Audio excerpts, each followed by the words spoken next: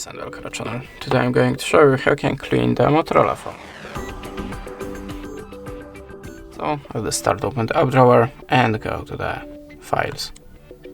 Then go to the clean section, and now you can see that we have large files, unused apps. So if you want to delete the large apps, for example, just tap on the select files, mark the selected one, and to move to files to trash, in my case of course. If you want to delete the unused apps, of course select apps like before, uninstall, and that's it.